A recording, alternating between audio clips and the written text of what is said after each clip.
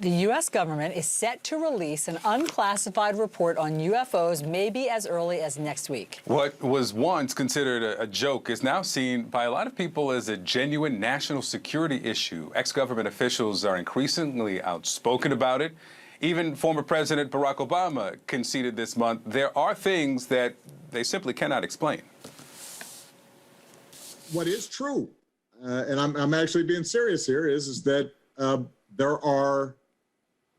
there's footage and records of objects in the skies that we don't know exactly what they are. Our next guest is the former director of the Advanced Aerospace Threat Identification Program at the Pentagon. And here's what he said on 60 Minutes a few weeks ago. Imagine a technology that can do 600 to 700 G-forces, that can fly at 13,000 miles an hour, that it can evade radar, and that can fly through air and water and possibly space. And, oh, by the way, has no obvious signs of propulsion, no wings, no control surfaces, and yet still can defy the natural effects of Earth's gravity. That's precisely what we're seeing. And Luis Elizondo joins us now. Lou, great to have you here. I don't think there's any question anymore. These are real. I mean, Navy pilots are on the record with what they've seen flying around. Military videos have caught images of these UFOs. What do you think this report, maybe as early as next week, is going to say? Well, I hope the report provides Congress what it asked for and, frankly, what it deserves, and that is a current assessment of the situation. My only fear is that 180 days is really not a sufficient enough time to provide a comprehensive report. When I was working in the Pentagon, we did this for nearly a decade, and there's a lot of information to comb through. And again, my fear is that 180 days is simply not going to be long enough to provide that comprehensive report to Congress that it asked for. So your expectation that this won't be comprehensive then? Well, I think it's going to be a start. My hope is that this is going to serve as an interim report. And frankly, I hope that there's a more long-term enduring capability that's established within the government, perhaps a whole-of-government approach, to look at this issue. This issue is not a recent issue. It's been going on for many, many years, if not decades, and it's finally coming to the point where the U.S. government really it's reached this critical mass where we just can't simply deny it anymore. And so, Lou, when you were the director of this special program at the Pentagon, what information did you see that the rest of us don't know about?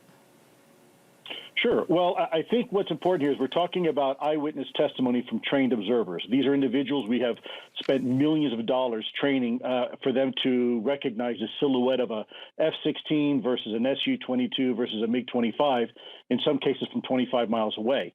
And what they're reporting to us are really extraordinary vehicles doing extraordinary things. And furthermore, it's backed up by electro-optical data, such as gun camera footage, and further backed up by radar. So in essence, you have three distinct pieces, or if you will, collection sources that are all providing the same information at the same time, at the same place, under the same circumstances, and all really validating what the pilots are seeing. And so it's very compelling. And at this point, we know it's real.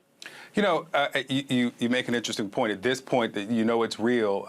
Not too long ago, as I mentioned, this would have been a joke, but now you've got a president, former president, acknowledging this. What changed that now we have former President Obama saying, serious now, there are things that we cannot explain? Yeah, well, and it's not just former President Obama. We have former Director of National Intelligence Ratcliffe. We have former Director of CIA John Brennan, former Director of CIA Woolsey. All of them have come forward, along with some of our elected officials in Congress who stepped forward.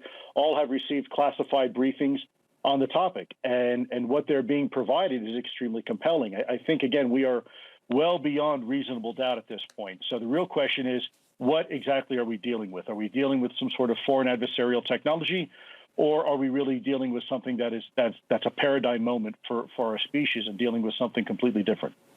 And what do you think it is? I mean, when you say that something can travel at 13,000, miles per hour, you don't see any form of propulsion. It can go up and down. It defies the laws of technology and gravity as we know it. What do you think it is?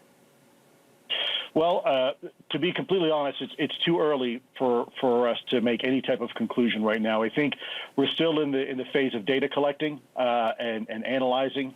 I think all options have to remain on the table until, frankly, they're no longer on the table. And I just want to be very careful offering my particular opinion right now because, frankly, we just don't have enough data to make any type of logical conclusion yet. Well, it certainly is fascinating. And again, we are awaiting this unclassified report. We will all read it when it comes out. Luis Elizondo, thanks so much for your expertise and time, sir. Thank you so much for having me.